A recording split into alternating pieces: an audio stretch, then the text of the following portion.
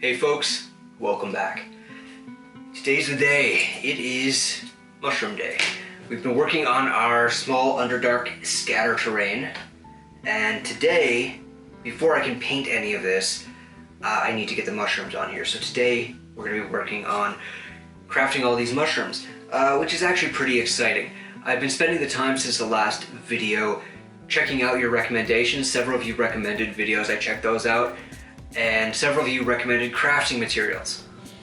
I got a hold of as much of that as I could, but I kind of live out in the middle of nowhere, so a lot of this stuff just isn't really readily available to me. That said, we're going to do the best we can. I also looked up a bunch of other videos on crafting mushrooms, crafting for the Underdark, that kind of stuff. We're going to try some of those out today as well.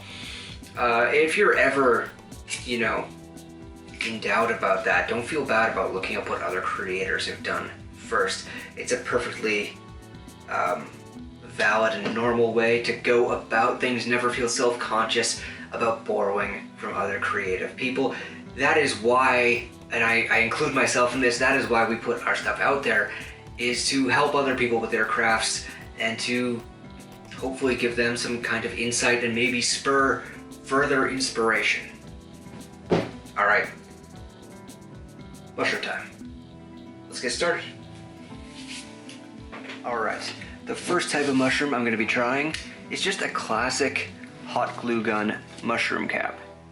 Now, hot glue is self-leveling when it's hot enough, so you want your glue gun on its hottest setting for this. And it should just harden into, little mushroom caps. We're going to see how that works out. This is a really old school way of doing this, and they're not going to have the most texture, but they are cheap and they are effective. Personally, and this is just a theory since I haven't actually done the crafting yet, I think that the key to making this look good isn't going to be having every mushroom cap hyper detailed. It's going to be about volume and variety. And the easiest way to get both of those is by having some of them be kind of cheap and easy builds. Now this is something that I saw done first on the channel Wylock's Armory, but lots of people have used this method, and I think if you look it up you'll find that it's kind of a classic way of doing it. So we're going to start here, and I'm just going to make a ton of these, and if some of them don't turn out well, that's fine. Okay, I waited about 10 minutes for these to cool, which is probably longer than I had to, but better safe than sorry. The reason I did them on parchment paper like this, or you can use a silicone mat if you have one, is that I should be able to just pull them right off the paper without any real issue. And we get, there's a few little strings on them, as there sometimes is with hot glue, but there we go. Nicely formed little round mushroom caps. Alright, not too bad. When it comes to bulking things out and filling them in, I've got to put stems on these, obviously. But these would be pretty great for that, I think. And super easy to make a bunch of them. Whenever you've got any where the shapes don't conform to what you would need, like this one here, you can just toss that one out. It's only a few cents worth of glue, so no real problem. All right, gonna get these off of here and get some stems on them. Okay, for stems, I've got two ways I'm thinking of doing this. One is with toothpicks and the other is with wire. For the wire stems, I'm thinking like longer curvy stems on the really small mushroom caps to give those a lot of like weird, unusual, otherworldly kind of shape. The shorter, straight toothpick stems I think are going to be for the bigger caps to make kind of like stubby short mushrooms. So I'm just going to sort these into two piles, do some counts, and get those sorted. Okay, so I've got 15 of the medium mushroom caps and 26 of the small ones. So I'm going to need 8 toothpicks, because you can use both ends of the toothpick, and 26 lengths of wire. To make these shorter, stubbier mushrooms, I'm just gonna kind of cut the ends off the toothpicks, keeping in mind that some of this is gonna go into the mushroom, so you wanna leave enough room for that. Yeah, I'll find that later. I'm just gonna dip the end into some tacky glue, and because it's sharp, I should just be able to lightly press it in. I have to rotate it a little, I think, to get it. Yeah, there we go. All right. And if you keep your finger on the end and you move slowly, you can actually feel, because the mushrooms are so thin, when it's completely into the mushroom cap. And there we go. Not the most detailed by any means, but like I said, it's going to be more about bulk and variety for this kind of craft. And we can give these a little bit more texture and a little bit more visual interest when it comes time to paint them. All 15 of the small stemmed glue cap mushrooms are done. I did move to, as you can see, much shorter stems on the later mushrooms. I like that look better, and even with having a little room to bury those in the foam, I think those will be an alright length. Now I'm on to the wire stemmed mushrooms. So there's 26 of them. I'm going to cut the 26 lengths of varying wire first. I do want to make sure, if you're doing this, to cut the ends at an angle so that there is a sharp point to push into the hot glue cap. Now I don't know if tacky glue is going to hold the metal very well. I have my doubts, but the only way to find out is to try, and that's what today is all about. Plus, if I use this and it doesn't work, it's not like it ruins the wire and I have to do it all over. I just do it again with some different glue, no problem. So yeah, gonna get on that. Exciting times. 26 lengths of wire. Now I want these to be like long and spindly so that they can be kind of, you know, just bent into weird mushroom stalk shapes. Yeah, I think that'll look good, and it will make them distinct from these and give us a whole bunch of mushrooms right off the top that were easy to make and can fill out space on the terrain.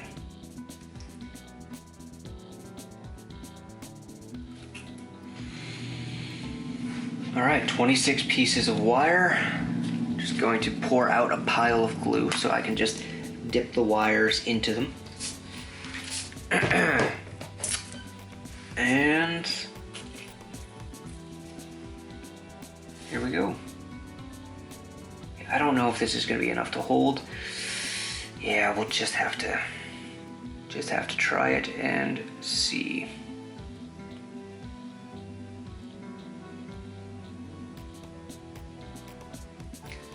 Giving the mushroom a little twist to get it on there. Yeah, I'm not sure about that. Not sure about that. Then again, the blob of glue on the bottom, which will be visible on these ones and was not on those, might actually help give it more of a different shape. Then we can just kind of bend them as we see fit. We'll see. Now, a smart person would probably try 2 or 3 of them, let them dry completely, and see how strong the bond is. But I have like 1,000,000 mushrooms to make today, and I'm just not that smart, so I'm not gonna do that. I'm gonna go ahead, full speed, and hope for the best. I don't recommend that, by the way, if any of you are wondering. That's not how you should do this. But it's how I'm gonna do it. 26 wire stem mushrooms done. These are still drying, but I think the general idea with these is going to be to take them, ones of different sizes, and kind of put them together in little clusters like this.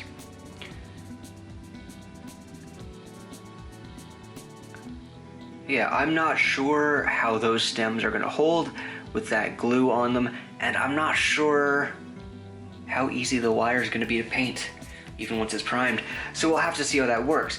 But 26 of those, 15 of those, so 41 mushrooms right off the top of the crafting session. That's not bad, and it didn't take very long at all. Now, if you're thinking that's a lot of mushrooms, and I still do have a bunch of other techniques to try, you're right, but I want to make enough for all of the medium-sized terrain and the large-sized terrain all at once, so that I'm not coming back to this process over and over and over. I'm going to craft and paint all the mushrooms basically all at the same time, so that I don't have to do this again. And if there are some left over at the end, now I don't think there will be, but if there are, it's easy to just put them away, find another time and place to use them. Alright, I'm going to let these dry fully before moving on to the next technique. So I have set the hot glue mushrooms aside, and it's time now to get into the next medium, the next technique, and that is foam clay. This is something I've never worked with before. This is literally the first time I've ever purchased or used this. A few of you suggested it in the comments and pointed me towards a video by the excellent creator Bill Making Stuff. His videos are amazing. If you haven't seen them, for sure check them out. I did watch that video as well as the other ones recommended in the comments, and I'm ready to give it a shot. I've never used this before. I don't know how it's gonna go. I do have a few sculpting tools, some soft silicone tools, and some wooden or wire ones. I'm not a sculptor, and by that I mean I've sculpted a few little things for miniatures or for terrain projects, and it's been fine, but I don't really have any experience with these tools or with what I'm about to do. So it's actually something I've always meant to get into more, but it's just never really come up. So today's the day. Let's give this a shot.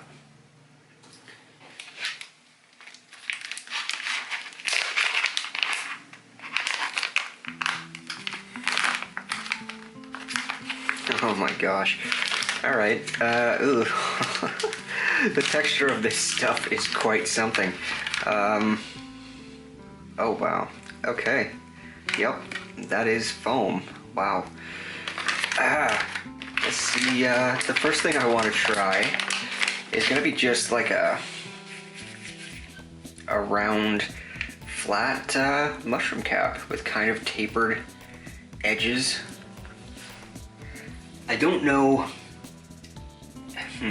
if this stuff takes, like, if it's gonna pick up fingerprints and things like that as I use it. I have no idea. We'll find out, I guess. I want to cut a few, like, tears into the edges of the cap. Give it a little character. Oh my gosh. Okay, that doesn't really... Okay, it seems to not really respond to, like, cutting motions very well. I think that maybe kind of pushing and pulling is going to be the better technique here than cutting.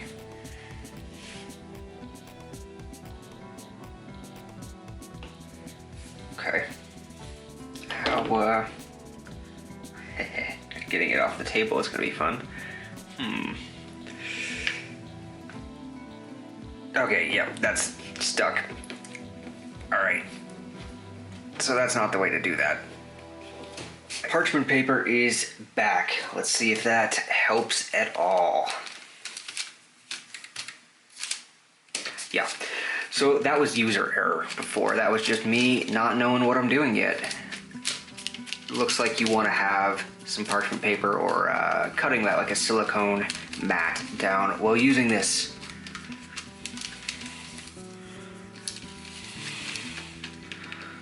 All right, let's get that spread out. Yeah, okay. Now I'm gonna flatten down the edges so that the middle remains sort of thicker and rotund, and then put those slices back into it by kind of making a divot and then just kind of pushing and pulling, manipulating the foam, the clay, whatever it is, foam clay, you know. Now underneath, I think I'm going to just try to add a little texture, like the gills of a mushroom. Okay, so what I've ended up doing for the bottom of these is actually using the blunt end of the sculpting instrument and pressing a few harder lines into the bottom. Like this. As kind of just a guide, and to give it a little more deep texture. And then once that's done, that's when I take the actual sculpting end of the tool and kind of just fill in those blank spots where the gills of the mushroom would be. Well, it does tend to pull a little at the material. I'm not sure if that's something I'm doing wrong or if that is just the nature of the foam clay, but it's something to keep in mind when you're working with it, is that it can like tear quite easily, it feels like. But since it's on the bottom of the mushrooms, I'm not that concerned. I just want to get a little texture on here so that if the bottom happens to be showing, it still looks decent. Now I'm just going...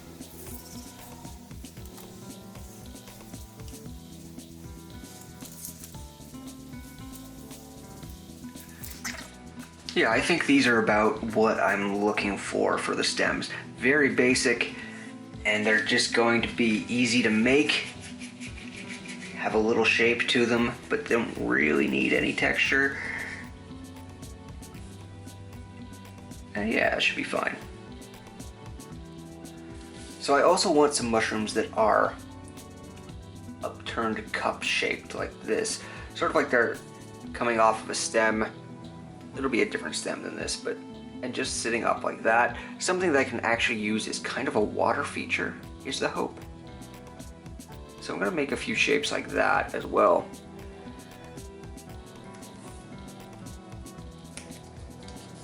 And to make those, I'm just taking a bit of this super weird foam clay. Like, this stuff is fun, but it's definitely odd to work with. Never used anything like it before. But I'm just getting a little ball of it and just sort of hollowing it out.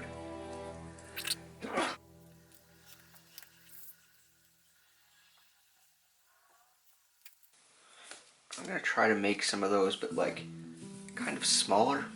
Maybe I'll use the actual sculpting tools here instead of just playing with my fingers.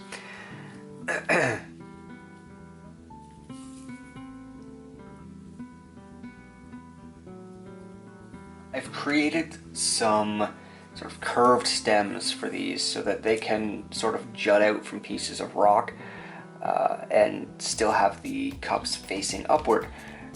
But I have to say, I'm having a hard time getting much texture from the foam clay. I don't know if that's if the tools I'm using are too soft, or if I'm just really inexperienced and that's the problem, or if that's just how the foam clay works and it doesn't take texture very well. I'm not sure. But I am gonna keep going with this and just kinda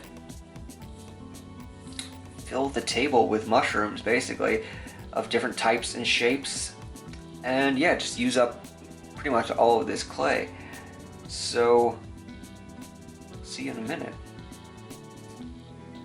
Okay, there we go. So I've got 4 of these, 6 of these, 5 of these, and 2 of those.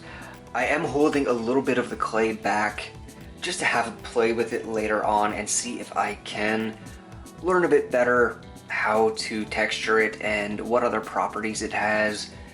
I'm not getting, I mean, I am pretty happy with some of these, and the results are fun, it's fun to use, but I think the deficiencies at this point are mostly mine, that I'm just not a great sculptor, and so I'm gonna hold a little back and see if I can just play with the material later on my own time.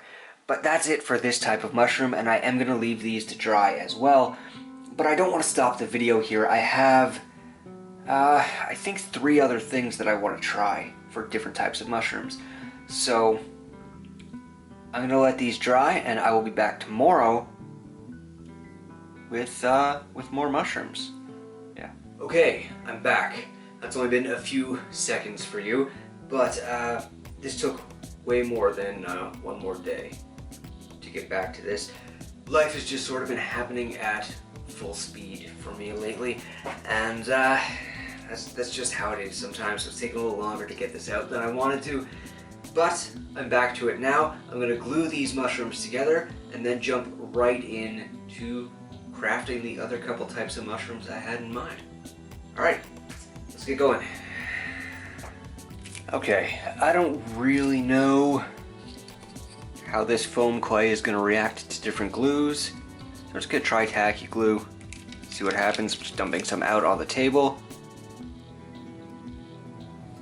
attaching the pieces. I'll let that sit for a second, and then we'll see what we end up with. The tacky glue seems to be working fine for this. What I've been doing though, the only modification I made to that process is that I'm taking a hobby knife and just cutting one end of the stems to get a nice flat surface, so there's more surface area for the glue to make contact with. Dip it in the glue and straight onto the bottom of the mushroom.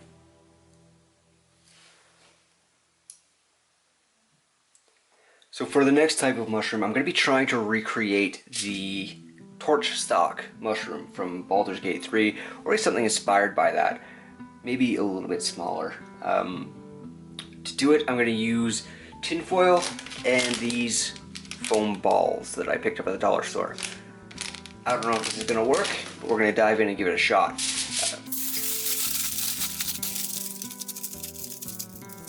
I'm just using the tinfoil to create kind of an armature for the ultimate sculpture here.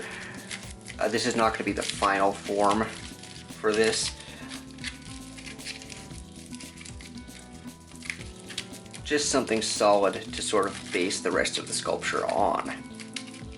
The torch stalk has sort of a fibrous stalk and glowing orange bulbs that protrude out of it.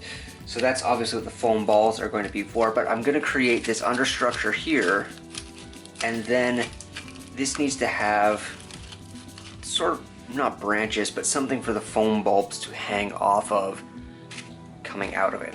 And I'm going to make 3 of these, I think. I don't want a whole bunch of them. They're pretty, pretty large, and also sort of, what's the word? They grab attention a lot, and I don't want them to be kind of everywhere on the table. So I think 3 of them will do. Okay, so I have all of the materials for my 3 torch stalks here, and what I'm going to be doing is just hot gluing these together. I've got the hot glue gun set to low, and I'm just going to be putting them on in fairly random places wherever they seem to fit on the stalk. These are going to be the mounts for the styrofoam balls.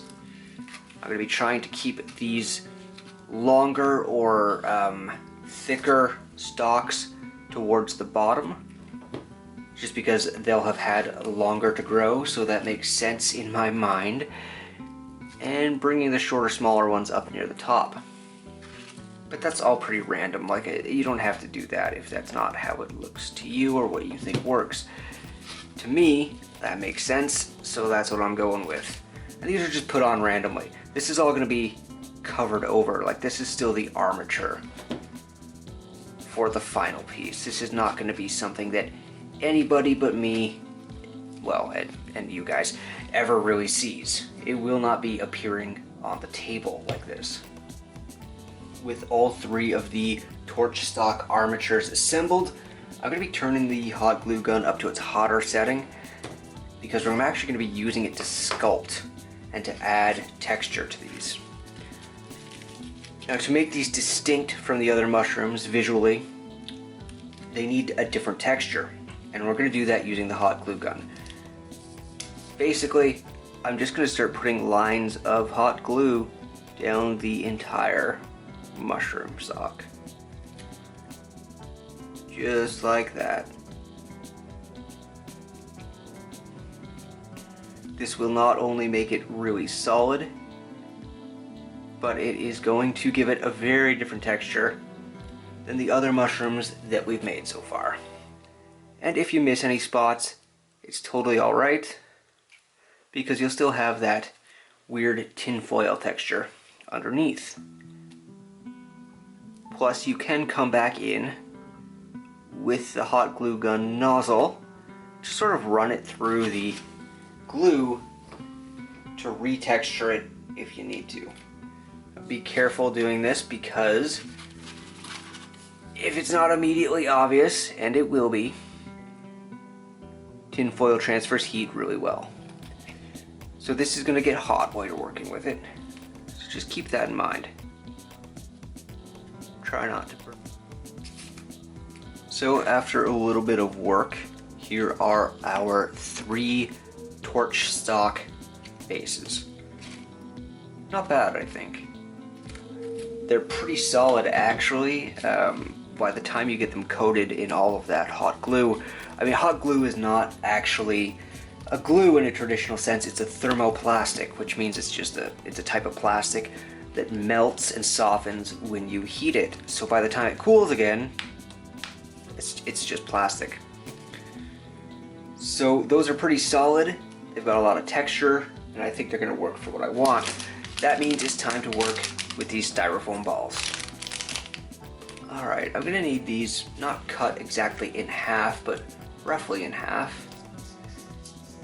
Or even just a flat side on them rather, so that we can get these put on. These insides should also be hollowed out a little, but this styrofoam's so soft, I'm kind of wondering if I can just kind of do that with a finger, or maybe the back of a paintbrush or something. I'm going to try that and see how far we get. Not too bad. I'm also going to use the brush to just round out these edges where I cut it, because I don't want those to be sharp. Make it a little more organic looking. Now I have a bunch of the foam orbs cut in half. These are just really soft styrofoam. Now I'm just tracing some patterns in them, sort of vein-like textures, to add to the final texture of the product, and also to mimic the look that's in the game. I don't know how well those are going to show up in the final product, like when it's actually painted. I don't know how visible those will be, but I want to give it a shot. And I'm doing that just using, as you can see, a dull pencil to trace into the styrofoam.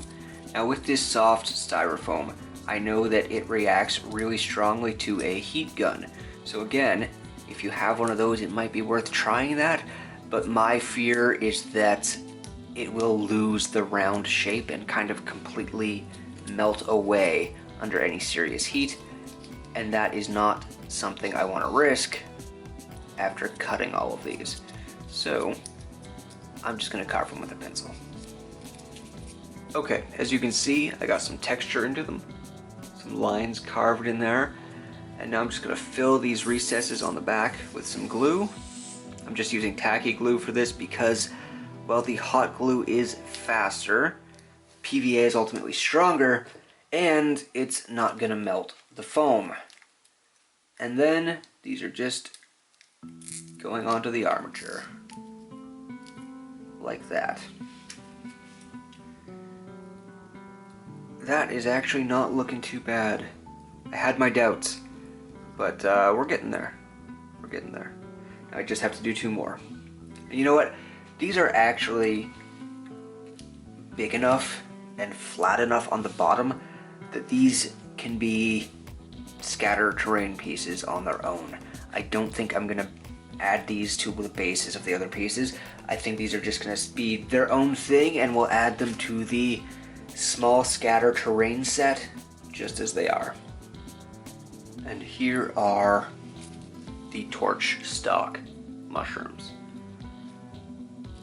Not bad. They don't look exactly like the torch stalks in the game, I admit that, but considering it cost me $1.25 for the styrofoam balls, and I used about 30 cents worth of tinfoil and hot glue, I think they're pretty good.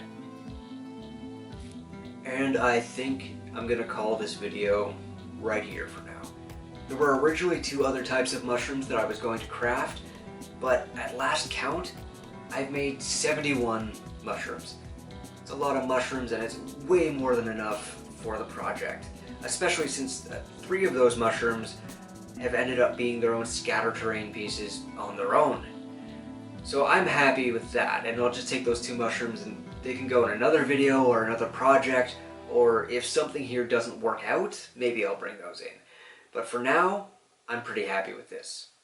If you've enjoyed this, please hit like and subscribe. Right now, viewer counts are down across YouTube on pretty much all crafting channels.